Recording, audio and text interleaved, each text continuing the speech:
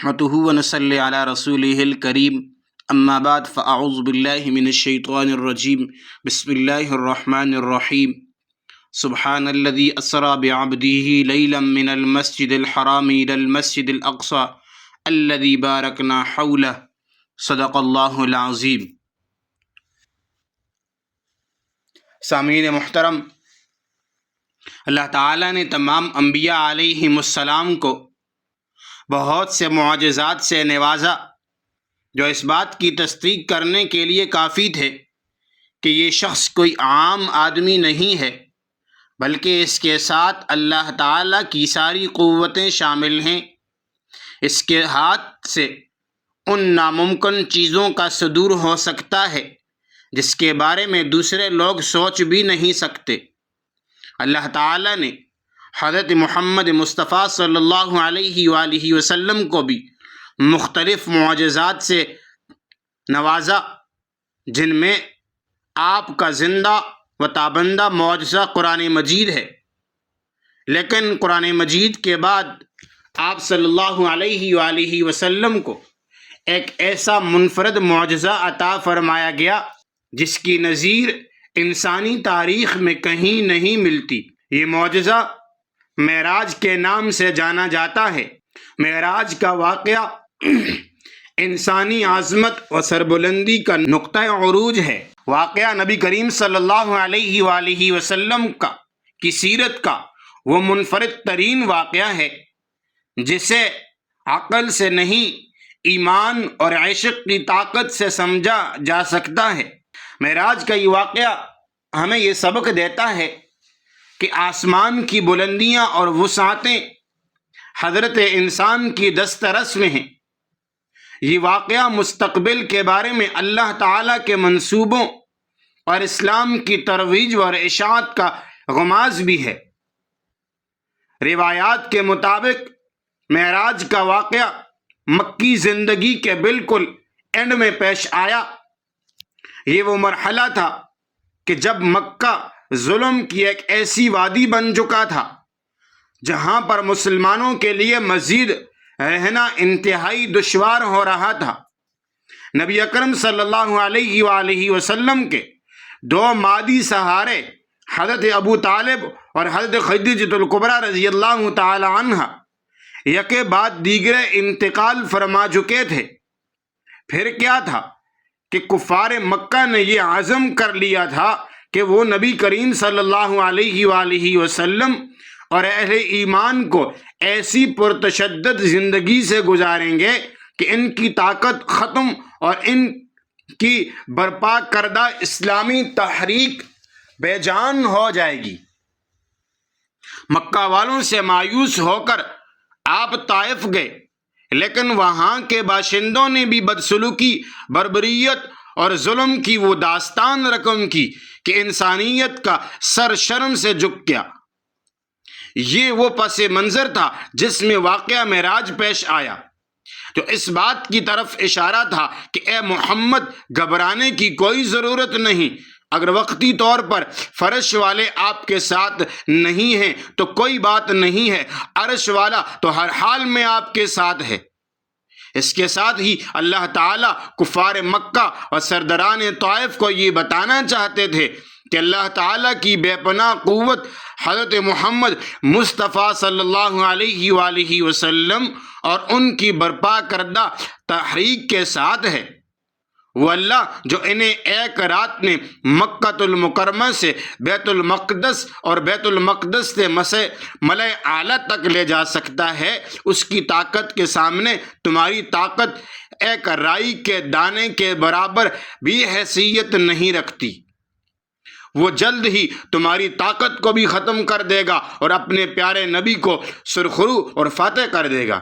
ناظرین، اس واقعے کے اندر نبی علیہ السلام کے لیے بھی بہت زیادہ تسلی اور تشفی کا سامان تھا۔ اس واقعے سے یہ واضح کرنا مقصود تھا کہ جس اللہ نے آپ کو کائنات کے لیے ہادی و رہنما بنا کر مبعوث فرمایا، اس کی مدد قدم بقدم آپ کے ساتھ ہے۔ وہ مشکل لمحات میں آپ کو اپنے سامنے شرف باریابی عطا فرما کر ساری کائنات کو آپ کی عظمت سے آگاہی دے رہا ہے، اور یہ بتا رہا ہے کہ جہاں پر آپ کے قدم مبارک پہنچے ہیں وہاں پر نہ تو کوئی نبی پہنچا ہے، اور نہ ہی کوئی نورانی فرشتہ، اور نہ ہی کوئی جن و انس وہاں تک جانے کی سکت رکھتا ہے۔ واقعہ معراج کی تفصیل قرآن مجید کے علاوہ احادیث اور سیرت کی کتابوں میں بھی منقول ہے، لیکن اس کے اندر دو پہلو انتہائی اہمیت کے حامل ہیں۔ اس کا ایک پہلو تو وہ تحائف ہیں جو نبی علیہ السلام کو اپنی امت کے لیے عطا ہوئے، دوسرے وہ مشاہدات ہیں جو نبی علیہ السلام کو اس لیے کرائے گئے تاکہ مسلمان ان کی روشنی میں اپنی زندگی کا نظام استوار کر سکیں۔ واقعہ معراج کے دوران نبی علیہ السلام کے مشاہدات مسلمانوں کے اعمال و افعال کی اصلاح میں بہت زیادہ معاون ہو سکتے ہیں۔ یہ مشاہدات یہ درس دیتے ہیں کہ نیک اعمال کرنے والوں کے لیے اللہ تعالیٰ کی رحمتیں، عنایتیں اور برکتیں اس دنیا سے لے کر عالم آخرت تک جاری و ساری رہتی ہیں، جبکہ برے اعمال کا ارتکاب کرنے والے دنیا و آخرت میں اللہ تعالیٰ کے غضب کے مستحق قرار پاتے ہیں۔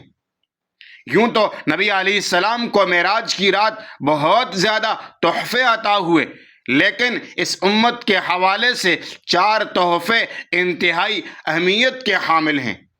ان میں سے پہلا تحفہ اس اعلان کا ہے کہ آپ کی امت میں جو شخص بھی توحید الہی پر قائم رہے گا اسی پر اس کی موت آئے گی، اللہ تعالیٰ کا وعدہ ہے کہ وہ ضرور اس کی مغفرت فرمائے گا۔ دوسرا تحفہ اس رحمت کا اعلان ہے کہ جو بھی نیکی کا ارادہ کرے گا اس کے لیے 1 نیکی لکھ دی جائے گی، اور اگر وہ اس نیکی کو لے کر آئے گا تو اس پر 10 گنا ثواب بڑھا دیا جائے گا۔ اس کے بالمقابل جو برائی کا ارادہ کرتا ہے اس کے نامہ اعمال میں کچھ بھی نہیں لکھا جاتا، لیکن اگر وہ برائی کر لیتا ہے تو 1 ہی برائی اس کے نامہ اعمال میں لکھی جائے گی، اور توبہ کی صورت میں اسے بھی بخش دیا جائے گا۔ تیسرا تحفہ 50 نمازوں کا ہے کہ جو حضرت موسیٰ علیہ السلام کی بار بار کی تلقین کے بعد بارگاہ ازدی میں پیشی کے بعد کم ہو کر صرف 5 ہی رہ گئیں، اور چوتھا تحفہ سورہ بقرہ کی آخری آیات کا ہے کہ جو براہ راست نبی علیہ السلام پر نازل فرمائی گئیں۔ اگر دیکھا جائے تو یہ چاروں تحفے ایک سے بڑھ کر ایک ہیں۔ توحید پر مبنی زندگی اور اس پر موت قابل رشک ہونے کے ساتھ ساتھ اللہ تعالیٰ کی ہمیشہ کی جنت اور اس کی ہمیشہ کی رضا کا باعث ہے۔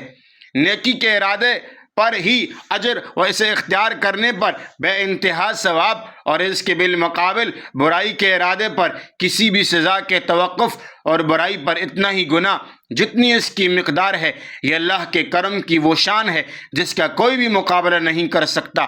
سورہ بقرہ کی آخری 2 آیات کی شان ہی نرالی ہے کہ وہ بغیر کسی واسطے کے براہ راست عطا ہوئیں، جیسے محب اپنے محبوب سے ملاقات کے وقت اسے کوئی نرالا تحفہ پیش کرتا ہے۔ سبحان اللہ، اس کی عظمت کا کیا کہنا۔ اور جہاں تک 5 نمازوں کا تعلق ہے تو کہنے کو تو وہ 5 ہی رہ گئیں، لیکن اللہ تعالیٰ کا یہ بھی وعدہ ہے کہ جو بھی انہیں خشوع اور خضوع کے ساتھ ادا کرے گا اسے ثواب 50 ہی کا دوں گا۔ یاد رکھیے، معراج کا سب سے بڑا تحفہ نماز ہے جو مخلوق کو اللہ سے جوڑنے کا بہترین ذریعہ ہے، لیکن افسوس کا مقام یہ ہے کہ مسلمان کی اکثریت اس پیغام کو بھول چکی ہے۔ اللہ رب العزت ہمیں ان باتوں کے اوپر عمل کرنے کی توفیق عطا فرمائے۔